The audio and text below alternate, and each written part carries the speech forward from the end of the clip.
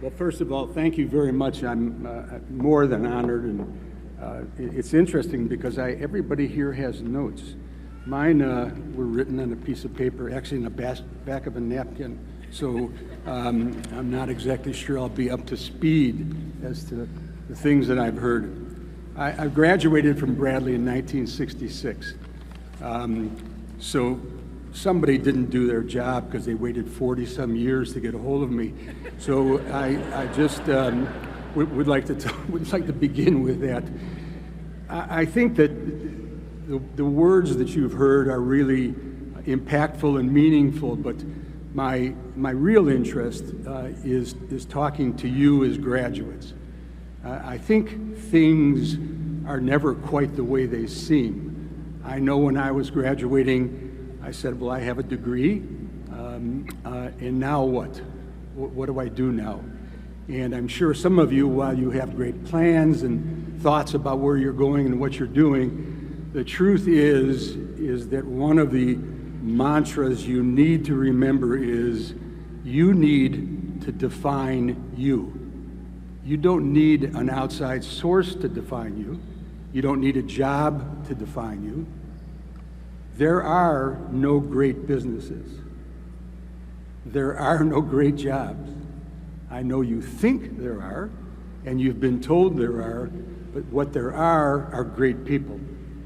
Great people make jobs, businesses great. As I said, you never are quite sure that what you see is reality. Several years ago, I was asked to come to Stanford University to give a presentation about leadership and guidance. I was currently at Nike, which I think when you work at a place like that, people think your IQ goes up. Not true. We manufactured shoes, we manufactured product, and we made the rest up. So as a result, we were good. We caught a wave of excellence in running and track and field, and it was an honor. But let me go back to the story about Stanford. My wife Suzanne and I, and Suzanne is sitting up here someplace, we've been married 53 years.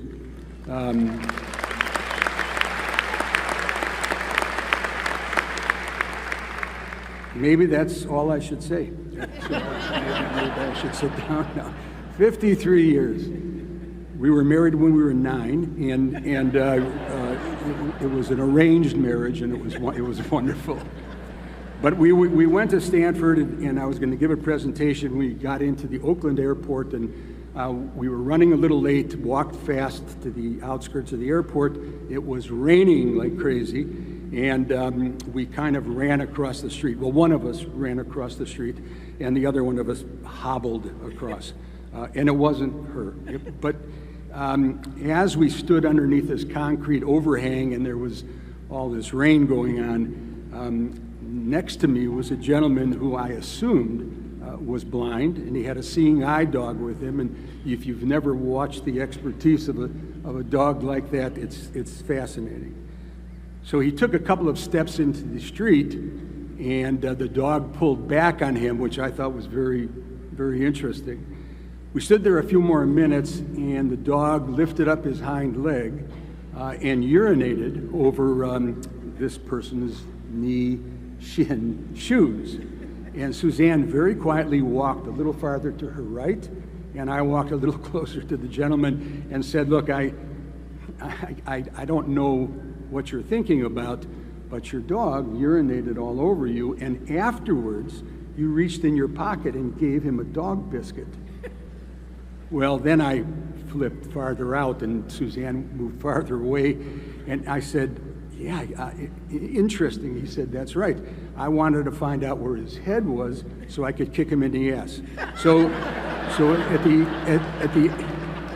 the end of the day, you know, I promised I wouldn't use bad words, and there didn't even get through a sentence, and here I am. At the end of the day, and this is not meant to be an indictment of parents, but I think as you grow, and when you were children, I think children hear the word no more than they hear the word yes. And probably a lot of that is based on your parents trying to protect you. When your 8 or 9-year-old daughter comes in and says, I want to become president of the United States, a parent is likely to say, why don't you just stand over there and then we'll talk about it, later on. I'm going to get back to the reality is define yourself. You are going to go through lots of changes. Things are going to happen in your life that you did not plan for. I dare say those things happened at the university. You've got to be aware of the fact that if you are going to take a chance, if you're going to take a risk, there is a certain amount of fear involved. However, you need to make the appropriate decision for you, not for someone else, and it has to be for you. I sat down and I listed some of the things that I've been involved with, I guess, and it took up a lot more room than I thought because either I can't keep a job or I moved from place to place. I picked Bradley University, or Bradley University might have picked me. I was just not that good of a student. I like to think I was, but I really wasn't. I picked my majors. I chose to study or not. I became an athlete and wanted to become a professional athlete, hurt my knee. That ended it. All that period of time, I trained to become a professional football player, and this was my tool. But when I was hurt, this became my tool, and this became my tool. So there was a shift in my direction, which created some consternation for me, a bit of fear, but I was determined to make the best of the circumstance. I became an English teacher, a literature teacher. I coached 5 national championship teams, 5 Hall of Fames, as said. I was the assistant director of athletics at Kansas State, then became the director of Kansas State. I ran Special Olympics for a couple of years, became the head of sports marketing at Nike, and I was the CEO of the Professional Bowlers Association, and I hope you don't feel sorry for me for that. So, have been involved in leading and or participating in companies that are $1 billion or more. And I was no different than any of you as it related to my preparation moving forward. But the one thing I wanted to be sure of was that I was able to make my decisions based on my life and not all the suggestions you hear from other people. It does not mean you're not going to get good information, wonderful faculty, wonderful people that I've met over the last several days, but you must define you. And you can't let the environment you live in define who you are and where you're going to be. Here I am, a kid from Chicago, and I have visited the Ivory Coast, Nigeria, several countries in Africa, lived in Europe, lived in Japan, lived in multiple places because I ran Asia Pacific for Nike. It was interesting. But the thing I'm most proud of, and the thing that I think, I'm assuming that very few of you would know, is that when Andre Agassi and I and Steffi Graf got together, we had built a charter school in the city of Las Vegas, and we were very proud and happy to do that. But we didn't think that building that school was making a statement enough. We had 1,500 people come to the school, but 3,000 applicants that we were not able to accommodate. So we took a different tact. We went to see the President of the United States. We talked to Arnie Duncan, who is the Secretary of Education, and we decided to create a for-profit program to build schools. We went out and raised $1.2 billion, and we contacted as many schools as we could that met our due diligence. Now, on the surface, maybe that doesn't move you, maybe it doesn't sound very impressive. We have now built 140 schools in the United States. Yeah.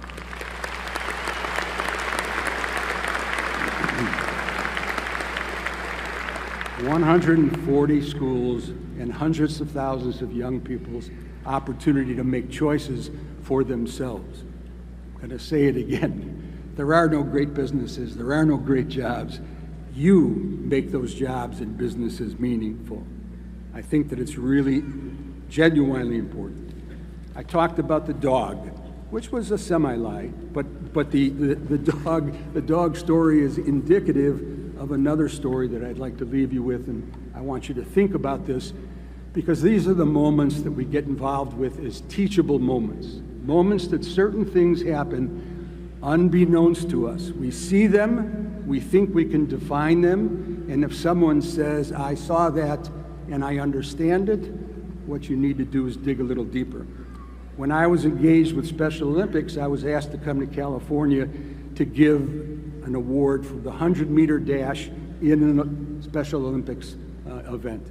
And you know, or you should know, that when you get an award in Special Olympics, there's hugging, there's time to talk.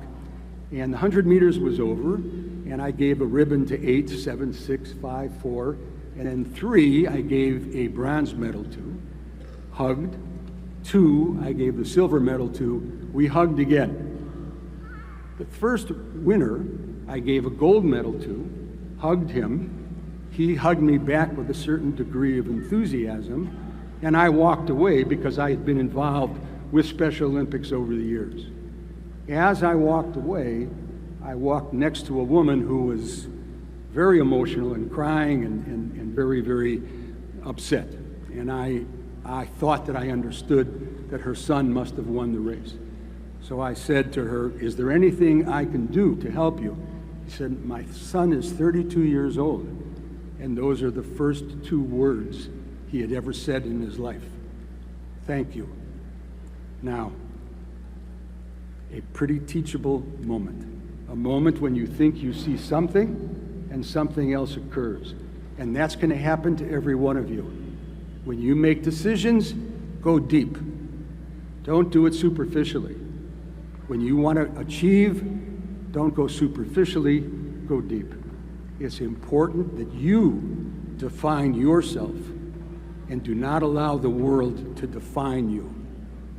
My assumption is, of the couple of thousand people that are here, I was given a Hall of Fame to Bradley because of sports years and years ago, did it during a halftime of a basketball game, and I was convinced that not everybody listened, and it may be the case now. So for those of you that can take away certain things from this, I really feel you need to make those applications to you. I'm thankful to the faculty, thankful to the president, thankful to all of the people I've met, most of all thankful to you as graduates. Leave you with a great, simple line. There are no great businesses. Those businesses are not going to make you great, but you have the capacity to make those businesses great. My congratulations to you, my congratulations to your families, and God bless. Thank you.